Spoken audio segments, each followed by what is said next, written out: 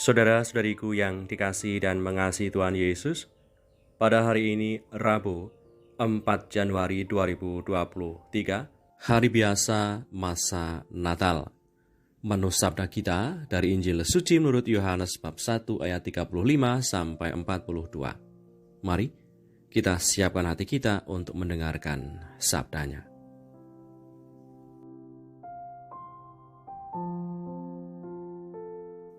Pada keesokan harinya, Yohanes berdiri di situ pula dengan 2 orang muridnya. Dan ketika ia melihat Yesus lewat, ia berkata, "Lihatlah anak domba Allah." Kedua murid itu mendengar apa yang dikatakannya itu, lalu mereka pergi mengikut Yesus. Tetapi Yesus menoleh ke belakang. Ia melihat bahwa mereka mengikut dia, lalu berkata kepada mereka, "Apakah yang kamu cari?" Kata mereka kepadanya, "Rabi," artinya guru, "di manakah engkau tinggal?" Ia berkata kepada mereka, "Marilah dan kamu akan melihatnya." Mereka pun datang dan melihat di mana ia tinggal, dan hari itu mereka tinggal bersama-sama dengan dia. Waktu itu kira-kira pukul 4. Salah seorang dari keduanya yang mendengar perkataan Yohanes lalu mengikut Yesus adalah Andreas, saudara Simon Petrus. Andreas mula-mula bertemu dengan Simon, saudaranya, dan ia berkata kepadanya, "Kami telah menemukan Mesias."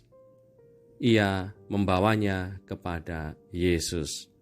Yesus memandang dia dan berkata, "Engkau Simon, anak Yohanes, engkau akan dinamakan Kefas." Demikianlah sabda Tuhan, terpujilah Kristus.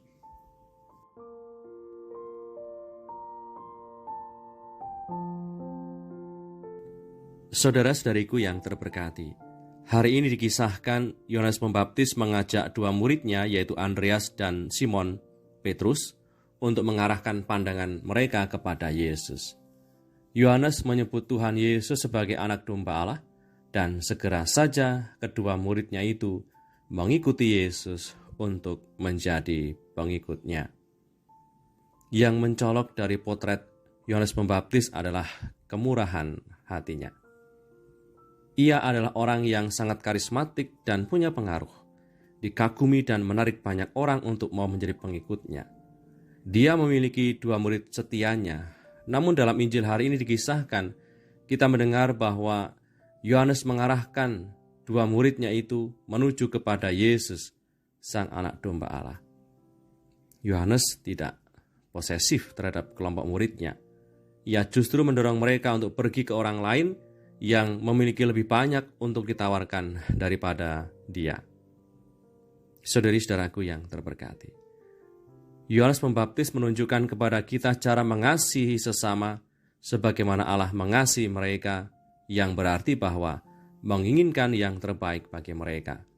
Dan itu seringkali berarti melepaskan mereka kepada orang lain yang dapat membantu mereka tumbuh sebagai manusia dan sebagai anak Allah dengan cara yang tidak dapat kita lakukan. Yohanes Pembaptis mengarahkan murid-muridnya kepada Tuhan Yesus yang dapat membantu mereka tumbuh sepenuhnya sebagai manusia dan sebagai anak-anak Allah. Adakah kita seperti Yohanes Pembaptis yang tidak sekedar mengajak orang untuk datang dan mendengarkan keluh kesah mereka dan memusatkan perhatian hanya pada diri sendiri dan mendengarkan nasihat-nasihat bijak dan adem? Apakah kita juga mau mengajak mereka menemukan makna hidup dan membimbing mereka sampai pada Tuhan dan hidup dalam kasih Tuhan?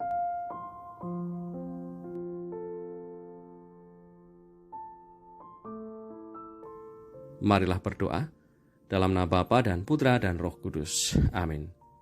Allah Bapa Maha Baik, Engkau menghadirkan Yohanes Pembaptis dalam tata sejarah penyelamatanmu di dunia, supaya kami belajar hidup darinya. Yohanes Pembaptis mengajari kami untuk bisa rendah hati dan tidak dibutakan oleh kesombongan dan cinta diri berlebihan. Semoga kami mampu hidup dalam kasih-Mu, sehingga bisa menghantar banyak orang untuk sampai kepada Yesus Kristus Putra-Mu.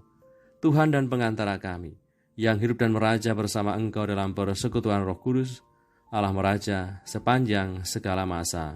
Amin.